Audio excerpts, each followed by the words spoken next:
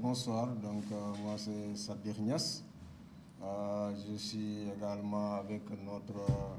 doyen et mentor Alioune Tine de Afrikajom Center. Moi je suis de la RADDHO, la rencontre africaine pour la défense des droits de l'homme.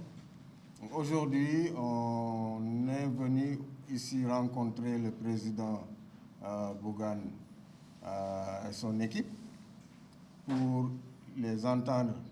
nous parler un peu des difficultés qu'ils ont eues lors du parrainage et de comment leurs dossiers de parrainage ont été traités par les organes de gestion des élections, les recours qu'ils ont introduits auprès de la Sénat, auprès également du Conseil constitutionnel, nous ont interpellés par rapport à ça. Il y a beaucoup de difficultés qu'ils ont rencontrées et beaucoup d'incongruités. Ils ont voulu nous montrer par rapport au traitement de leur dossier. C'est pour cela qu'aujourd'hui, nous les avons écoutés, nous avons recueilli beaucoup d'informations également sur la manière dont les dossiers ont été confectionnés. Le traitement a été effectué au niveau des organes de gestion, surtout la DGE, et selon ce qu'on a entendu, il y a beaucoup de choses à revoir sur effectivement les rejets, surtout par rapport aux motifs de rejet auxquels ils ont encore beaucoup à dire et ils n'auraient pas compris effectivement les motifs vraiment qui ont été à la base des rejets des milliers de parrains, effectivement, pour soit taille non conforme ou non électeurs, alors que selon les dossiers qu'ils nous ont montrés, il y a en tout cas beaucoup de choses à revoir. C'est pour cela que nous demandons à ce que leur recours au niveau du Conseil constitutionnel surtout soit pris avec sérieux et que le Conseil puisse vraiment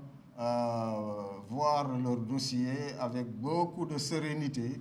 et beaucoup d'objectivité. Parce que le but de l'exercice, ce n'est pas d'exclure des candidats, c'est surtout de voir la crédibilité des candidats. Et tout le monde sait qu'effectivement, ce sont des candidats qui ont déjà participé à une élection nationale et au niveau des élections locales passées, ils ont eu beaucoup d'électeurs qui ont voté pour cette coalition. Et pour dire que les élections doivent privilégier la participation, l'inclusion. Le droit à la participation est essentiel, c'est un droit fondamental, parce que nous défendons les droits humains. On ne devrait pas, sur la base de quelque exercice que ce soit, alors privilégier l'exclusion, en tout cas au détriment de la participation. Il faut que l'on puisse étudier les dossiers, en tout cas de recours, sérieusement au niveau du Conseil, surtout du Conseil constitutionnel, pour que s'ils ont raison, que effectivement leur dossier puisse être reconnu et que tout le monde puisse aller aux élections. Et la véritable base légale de sélection, ce sont les électeurs, l'élection, que tout le monde puisse aller participer à la compétition et les citoyens auront en tout cas le dernier mot. Je pense que nous, c'est ce que nous voulons recommander, hein, qu'il y ait plus d'ouverture, qu'on puisse aller vers des élections inclusives, des élections, une participation vraiment assurée, le droit. C'est un droit à la participation, le droit à la participation qui doit être garanti, et des élections transparentes, inclusives et ouvertes. C'est ça que nous voulons au Sénégal, pour qu'on puisse en tout cas parvenir aussi à un scrutin apaisé, qu'on puisse, à l'issue de ce scrutin, que les vainqueurs soient félicités et ceux qui sont vaincus félicitent les vainqueurs et la vie continue. C'est ça qu'on a connu au Sénégal depuis. Il ne faudrait pas aller dans un autre sens. Merci. Le Wolof doyen avec son communiqué de Afrikajom Merci beaucoup. Ce qu'il faut ajouter, c'est tout simplement que les élections, ça doit être une fête pour les citoyens. Un moment privilégié, vraiment de fêter l'état de droit pour l'État du Sénégal. Mais nos élections, c'est des motifs d'angoisse, c'est des motifs de stress, c'est des polémiques à n'en plus finir, violence verbale, violence physique, exclusion. Il faut que ça change. Parce que quand même, nous sommes partis de loin. Nous avons bâti cette démocratie dans la durée, dans la douleur, souvent avec le sang et les larmes. Donc, ce n'est pas le moment de créer un système pratiquement d'autodestruction. C'est-à-dire qu'aujourd'hui, on a atteint le fond. On a atteint un seuil critique dans la détérioration de notre système démocratique, y compris de sa crédibilité. Je pense que c'est au Conseil constitutionnel aujourd'hui d'examiner avec beaucoup de responsabilité les conséquences qui pourraient découler de sa décision. Sa décision, elle est importante, elle est attendue pour d'abord apaiser un climat politique fait de stress, de violence, d'angoisse, et pour aller aussi dans le sens de renforcer la démocratie au Sénégal. Renforcer la démocratie, c'est renforcer la participation, en faire un exercice vraiment inclusif. C'est renforcer l'état de droit qui est carrément menacé aujourd'hui d'effondrement parce qu'on entend, parce que quand on regarde le mécanisme et la logique d'exclusion réciproque de listes, on se dit, mais attendez, qu'est-ce qui va rester? C'est la question qu'on se pose. Se pose aussi la question aujourd'hui des mécanismes de contrôle vraiment de la DGE. Quand même, les aberrations que nous avons vues avec les listes que vous nous avez montrées, tout de même, ça pose des questions sur la fiabilité du système, et je dirais des fichiers, de leur paramétrage. Je pense que toutes ces questions se posent parce que nous avons entendu Bougane, qui a eu des électeurs de France, de Mauritanie, de l'extérieur, des parrains de France, de l'extérieur, alors qu'ils n'ont jamais déposé pour cela. Je pense que ça demande des questions. Comment on peut avoir des résultats aussi aberrants? Serigne Mboup aussi nous a fait les mêmes réclamations. Donc, il faudrait effectivement que sur le plan technique, qu'on essaye de regarder comment la machine peut produire des résultats aussi aberrants. Parce que ça aussi, ça va participer du discrédit du système. Donc voilà les questions qu'on était venu discuter. Ce qui se passe, c'est qu'il faut quand même dire au régime et aux acteurs politiques qu'ils passent et le Sénégal reste. Et on veut vraiment laisser à nos progénitures, aux Sénégalais de demain, vraiment un Sénégal qui soit stable, qui soit pacifique, qui soit apaisé et dont la démocratie est véritablement renforcée. Et nous espérons effectivement que les décisions du Conseil constitutionnel vont aller dans ce sens. Waaw, dañ fi jaaroon ak Sadikh Niass nga xam ni mooy président wu RADDHO et ci demande boo xam ne mi ngi jógee ci Bougane Gueye Dany bu Gëm Sa Bopp te ñu toog waxtaan ak moom déglu ko et mu won ñu ay jafe-jafe yi nga xam ne ñoom am nañ ko. Gëm Sa Bopp ñëpp xam nañ ko participer na ci élection yi nga xam ne moo mujj am ci élection mairie yi élection territoriale yi te yàlla gis na tamit ak Sénégalais yi liñ ci am. Donc bu ñu amee jafe-jafe ci mbiru élection yi ak ci mbiru parrainage yi bon dina xaw a am ñoo xam ne dina leen jaaxal waaye li ñuy won ci ay preuve ni que ñoom ñi nga xam ne parrain yi nga xam ne ñoom parrain nañ leen ñu ne nekkuñu ci fichier bi gis nañ ni nekkuñu ci électeurs yi gis nañ ni ay électeurs lañ ñu non électeurs lañ ci bind ñu ne ñi day seen taay maanaam ni ñu yem du noonu matul ñu xool ni mat na ñu wane tamit ba wane seen bureau fi nga xam ne foofu la ñuy wote donc ay mandarga yuy wane ne que yii ñu tànn ay parrain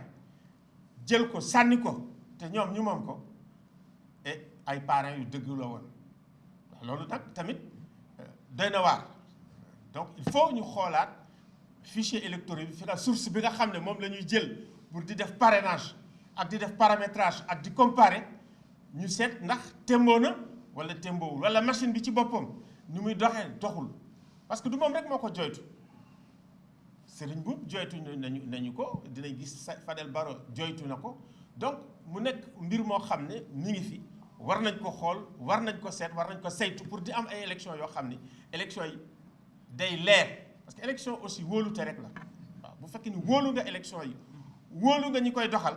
élection yi toujours day ànd ci yoon loolu lu am solo la voilà liñ ciy teg moo di tey day ci la conseil constitutionnel di jël décision ñun nag dañu ne rek bu ñu xoolee li nga xam ne mooy suñu constitution nga xam ne dafa maye sañ-sañ pour que ñun ñu mën a dem ci biir élection bu ñu xoolee le pacte relatif aux droits civils et politiques tamit mu maye sañ-sañ boobu te ñun ñu bokk ci ñu bokk ci ñi ko signé bu ñu boolee jëlee charte africaine des droits de l'homme et des peuples ñu boole ko ci biir bu fekkee ni tamit xool nañu li nga xam ne mooy décision bi nga xam ne mooy cour de justice de la CEDEAO jël na ko te mu ne nañu xoolaat mbiru parrainage donc loolu yëpp bu ñu ko gisee dañu naan ñii nga xam ne ñooy membre conseil constitutionnel da ngeen war a jël décision boo xam ne dafay dëgëral démocratie ci Sénégal dafay indi jàmm ci Sénégal décision boo xam ne dafay indi stabilité ci Sénégal parce que décision bi conséquences yi bu fekkee ne dafay indi fitna di yàq parce que il faut ñu xool continuité état de droit te léegi li ñu gis yëpp ak li ñu dégg yëpp jaaxal na nit ñi te mun na indi effondrement état de droit donc loolu lu am solo la cette cohésion nationale bi nan lay amee te it rax ci dolli te là c'est très important bu fekkee ne xool nañu loolu tamit mooy que décision bi nga xam ne da ko war a jël mooy xam ne dafay apaiser waaw parce que apaiser fi mu ne nii moom lañ ne parce que xol yi yëpp jaaxle nañ waaw donc ñun loolu daal la ñuy laajte nga xam ne décision bi dina wéeru ci charte yi nga xam ne foofu la Sénégal jafandu mu nekk ay charte yu leer décision bi aw ci loo xam ne li day fexe ba nga xam ne lii di état de droit lii di démocratie lii di droit de l'homme day gën a sax ci biir Sénégal saxal cohésion nationale saxal jàmm saxal stabilité loolu la ñuy xaar ba pare mu indi aussi assemblée nationale boo xam ne day nekk assemblée bu légitime c'est extrêmement important ñu am assemblée bu légitime am aussi assemblée boo xam ni day nekk une assemblée inclusive maanaam sénégalais yi ñii nga xam ne la ñu yaakaar ci ñoom muy seen représentant ñoom ñëpp ñu fes ci loolu lu am solo la ci biir assemblée nationale jërëjëf. jërëjëf merci président jërëjëf jërë ngeen jëf merci président Alioune Tine merci Sadikh Niass président bu RADDHO président Alioune Tine bu Afrikajom Center je crois que ñoom ñi fi teew seen teewaay rek représenté na la société civile ku ci nekk ci ñoom def na liggéey bu am solo et lii ñuy xeex ñoom ñooñu ci jiitu suñu ay papa lañu ci ay doyen lañu ci défendre les droits et les libertés li ngeen di def Sénégal yëpp ameel nañu leen ci njukkal rencontre bi dañu ko sollicité woon comme ni ko président Alioune Tine waxee ñun waa grande coalition gëm sa bopp ak ñi ma àndal ñëpp pour wan leen les incongruités maanaam musiba yi ñu remarqué bi ñu génnee ci mbirum parrainage nekkuñu ñu yuuxu waaye dañoo bëgg artu comme yéen ni ngeen ko tàmm di defee parce que ku ci nekk ci yéen da ngeen di génn di dem Guinée di dem Burkina di dem réew yu bari ci Afrique de l'Ouest ci Afrique en général ngir lu fa indi jàmm kon bu ñu gisee loo xam ne mun naa indi sooxe ci réew mi jaadu na ñu ñëw waxtaan ak yéen et ñu leen di sant bu baax ci oreille attentive bi nga xam ne may ngeen ñu ko déglu ngeen ñu jël ay documents jox leen ko damay wax critiquer oui mais quand la critique est documentée dafay gën a dëggal li ngay wax te tey li ñu leen jox bi ñu leen ko tegalee ci taabal ji yéen ñii ku ci nekk dafa taf gémmiñam parce que sénégalais bu nekk électeur yor carte d'identité administration jox ko mu am lieu de vote am bureau de vote pare ne gëm sa bopp nga taxaw ne yéen ñii duñu ay électeur loolu jar na xoolaat et effectivement lu tax mu jar a xoolaat monsieur le président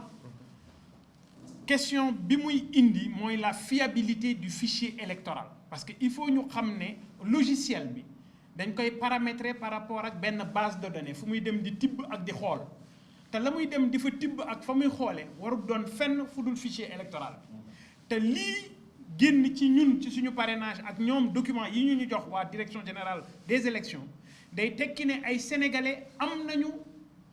carte électeur numéro électeur bureau de vote ak lieu de vote waaye ñooñu kenn jëlu leen en compte ci biir fichier électoral bi moo tax logiciel bi rejeté leen ne ñii duñu ay électeurs ci ñun donc bi ñu ko xaymaa ci 53000 yi ñu déposé mot na 19600 yoo xam ne noonu la ñu leen génnee ñun nag ay nit lañu ñoo xam ne ay légaliste lañu bi yëf bi amee jox nañu leen documents yi dem nañu clamer ko conseil constitutionnel laata loolu dem nañu sax wax ko waa Sénat waaye Sénat yónnee nañ ñu lettre démb di ñu wax ne loolu ñoom du seen cër commission bi moo koy lijjanti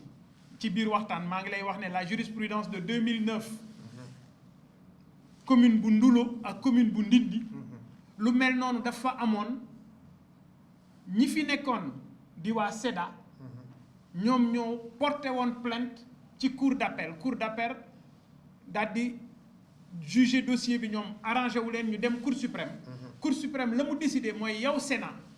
dañ la jox prérogative yu mat bu administration wàccee yoon yow Sénat yaa leen war a delloo ci kaw yoon ñu gis ne tontu Sénat bi jëfewul loolu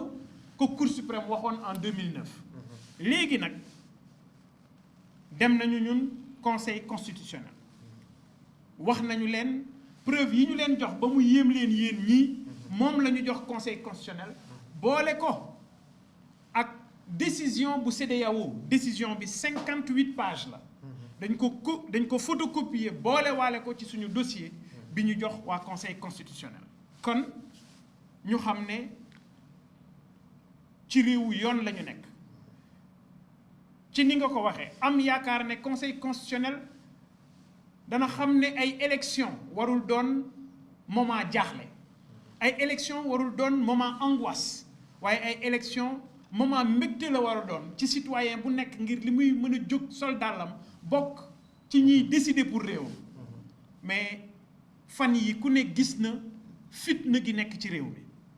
tu as l'impression que ci logique gu écarté rek la ñu nekk tu as l'impression que code bi ni ñu ko bindee mooy xool naka la ñu mën a def ba képp ku war a participer ñu defal la galgal gis nañu ay liste yu bari yu ñu génne démb ne liste yooyu respecté wul parité dem nañu ba ci ñi ŋànk réew mi ku ne xam ne dañuy buur ak di bummi lépp ñoo ko téyal seen bopp bëgg ko jëfalal seen bopp ñoom ci seen bopp juum nañu encore une fois ci mbirum parité mais bu ñu continuer ci logique boobu qu'est-ce qui va se passer mais kan mooy dem élection moo tax ay kenn du ko woote nit looy woote na doon jàmm Macky Sall ak waa Benno Bokk Yaakaar ñoom ñoo tàmbali segg gi ak jëf ji moo tax tey ji yàlla bokk ci lonk na leen benn électeur de plus bu leen jaaxal waaye dolli na leen ci mbirum parité te kenn mënu koo weddi parce que lu ne fang kenn mënu koo jeex et gis naa des membres de la société civile sax hier wax nañu ci ne bu dee ne noonu la demee non respect de la parité parce que moo tax ñu éliminer waa Yewwi donc ñoom it waa Benno incha allah bu fekkee ne yoon dong la ñuy doxal ci réew mi mënuñu def lu dul éliminer leen mais à ce rythme bu ñu ci boolee ñoom nee nañu 15 listes Yewwi yi ñu bëgg rejeter encore dans les autres départements mais à ce rythme fan la ñu jëm ay élection la ñuy woote wala lambi gole la ñuy woote tu as l'impression bëgguñu ku jóg ñu daaneel la alors je crois que appel bi nga def président Alioune Tine Cour suprême conseil constitutionnel dégg nañu ko mais ni ngeen ci taxawee yéen it kilifa diine yi nañu ci bàyyi xel parce que réewum doo ko fi waxee ak réewum doo ko fi jëfee mooy taal réew te loolu moom la ñu gis actuellement ci ni Sénégal di doxee ak ni nga xamee ne ñii fi nekk di le pouvoir de Macky Sall ak ñi mu àndal logique bi ñu nekk ak administration logique d'exclusion la maanaam doo bokk dañu lay galgal da ngay génn et cetera te ñoom moyens yi ñuy utiliser ñeneen ñi amuñu ko waaye comme lu may wax rek boo yéenee néeg la lu tax man ma kontaan ci borom xol bu bon parce que sa xol bu bonee la nga yéene nit balaa mu yegg ci moom yow lay njëkk rey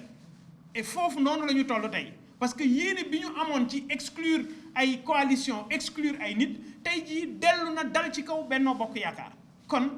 ñuy woote sérénité ñuy woote calme ñuy wax réew mi ne réewum dal la moom Macky Sall bi muy jël réew mi en 2012 ñun ñi ñëpp dañ ci xeex parce que yaakaar la ñu amoon tey yaakaar woowu yàkkiku na waaye ngal la na góorgóorlu ba buy génn ci réew mi mu bàyyi fi réew mu ne ñum parce que ñun dal la ñu xam richesse au Sénégal monsieur le président vous n'allez pas me démentir c'est la stabilité du pays cette stabilité cette cohésion sociale doit être préservée je vous félicite pour le travail que vous êtes en train de faire léegi nag li am solo mooy ñu ngi déglu conseil constitutionnel di rafetlu ñëw bi nga xam ne ñëw ngeen ko fi déglu bi nga xam ne déglu ngeen ko kayit yi ñu yor muy ay firnde yu leer jël nañu ko jox nañ leen ko li ma bëgg d'abord ngeen bàyyi ci xel mooy fichier électoral bi parce que xëy na tey man maa ci yooxu mais bu ñu moyut fii ak mois yu néew di nga dégg ñeneen ñu ci yooxu parce que sëb bi la ko bënn mu nga ca biir lii muy firnde yu ma leen jox ay pièces d'identité ay sénégalais yoo xam ne administration moo leen jox seen pièce d'identité ñu wëlbatiku ne leen yéen ñii mënu leen wote bokk leen ci ñiy wote te ñu am carte d'électeur c'est un gros problème je vous invite à vous pencher sur ce document parce que li ñu leen jox 142 pièces d'identité la 142 cas la yoo xam ne dañu ko jël au pif xam nga 36 600 mënoo ci liggéey di ci bennal donc dañu jël au hasard 142 jox leen seen numéro électeur jox leen information yépp tànn ci ñenn ci ñoom ñoo xam ne am nañu seeni pièce d'identité boole ko ci firnde ko jox leen ko jàpp nañu ne ñun Sénégal lañu ko jox joxuñu ko Alioune Tine joxuñu ko Africa Jom Center joxuñu ko monsieur Niass Rado joxuñu leen ko ñun Sénégal lañu ko jox parce que yéen féetewu leen fenn am nañu confiance ci yéen parce que àndu leen ak kenn moo tax ndaje mi am solo ci ñun waa grande coalition gëm sa bopp ma ci profitoo rek di massawu Sénégal président dafa am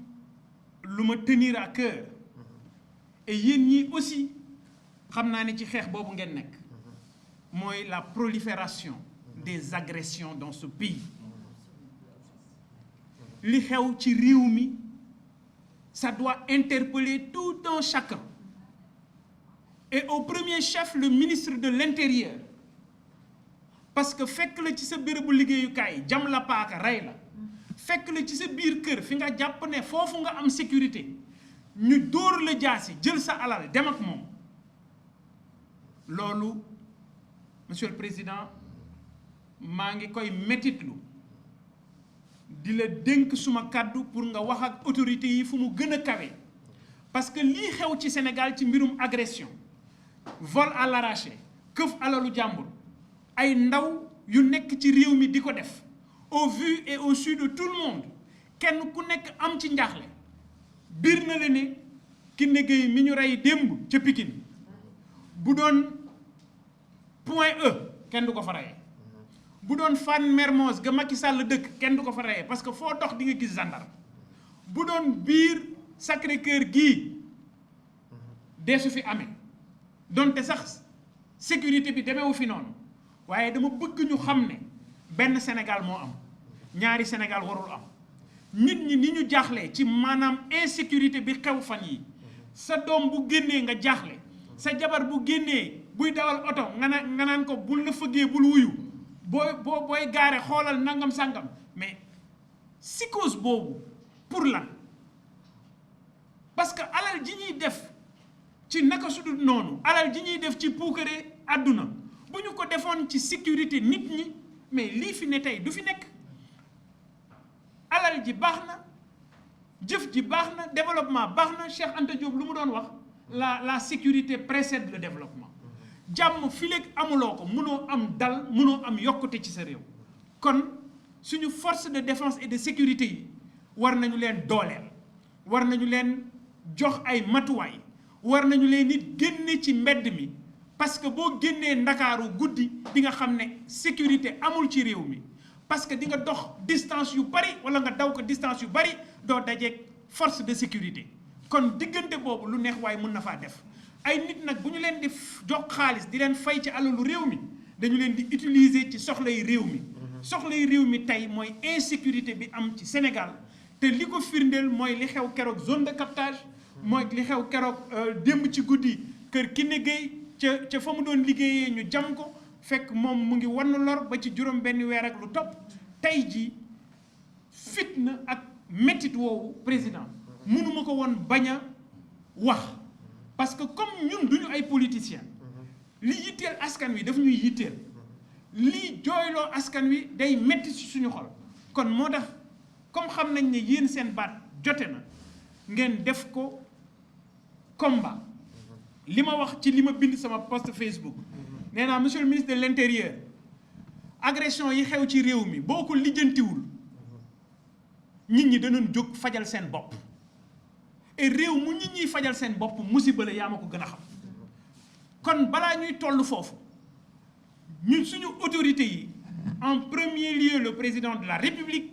na jël des dispositions génne les forces de défense et de sécurité ci génn am na benn xale bu jigéen ca Kër Massar moom it dañu ko kidnappé